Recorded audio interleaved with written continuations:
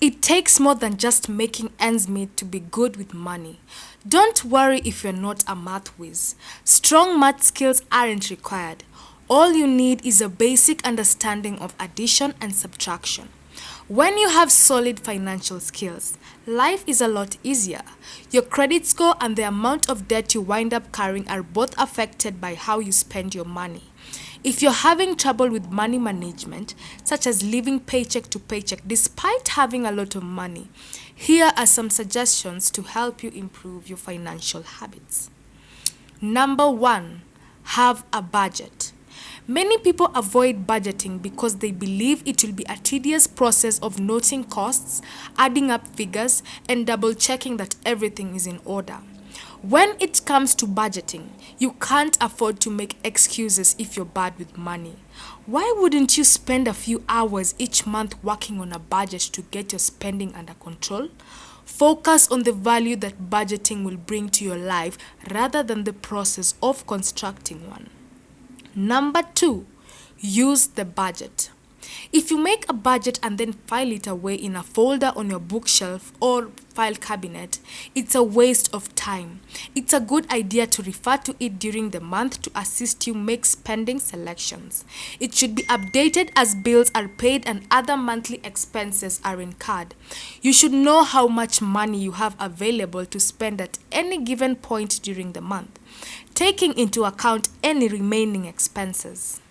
Number three, set a limit for yourself on unplanned spending. The net income, or the amount of money left over after subtracting your expenses from your revenue, is an important aspect of your budget. You can utilize any money you have left over for pleasure and enjoyment, but only up to a specific amount.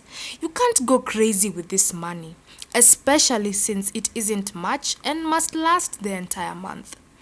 Make sure that any major purchases you make will not conflict with anything else you have planned. Number four, keep track of your spending. Little purchases add up quickly, and before you realize it, you've gone over budget. Begin tracking your spending to identify areas where you may be overspending without realizing it. Save your receipts and keep track of your purchases in a spending journal, categorizing them so you can see where you're having trouble controlling your spending. Number five, don't sign up for any new monthly subscriptions. It doesn't mean you should take a loan just because your salary and credit qualifies you for it.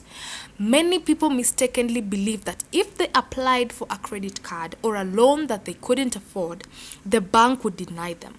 The bank only knows your stated income and the debt commitments on your credit report. It has no knowledge of any other obligations that would prohibit you from completing your payments on time. Based on your income and other monthly responsibilities, you must determine if a monthly payment is affordable. Number six, make certain you're getting the greatest deal. You can get the most out of your money by comparison shopping and making sure you're getting the best deal on items and services. When possible, look for discounts, coupons, and less expensive alternatives. Number seven, save money for significant purchases. Being able to delay gratification will go a long way toward helping you manage your finances better. Rather of forsaking other vital necessities or putting a significant purchase on a credit card, deferring large expenditures gives you more time to consider whether the item is necessary and even more opportunity to research pricing. You can avoid paying interest on a purchase if you save instead of utilizing credit. And if you save instead of skipping bills or commitments, you won't have to cope with the numerous disadvantages of not paying them. Number eight, limit your credit card purchases.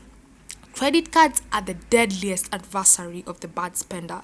When you run out of cash, you immediately reach for your credit cards, regardless of whether or not you can afford to pay off the sum. Avoid using your credit cards to make purchases you can't afford, especially for products you don't require. Number nine, regularly contribute to savings. Making a monthly deposit into a savings account will help you develop good financial habits. You can also set it up to move money from your checking account to your savings account automatically. You won't have to remember to make the transfer this way. Number 10. Being good with money takes practice. You may not be used to preparing ahead of time and deferring purchases until you can afford them at first. The more you incorporate these habits into your daily routine, the easier it will be to manage your money and improve your financial situation. For more informative and educative content, follow us and subscribe on our page.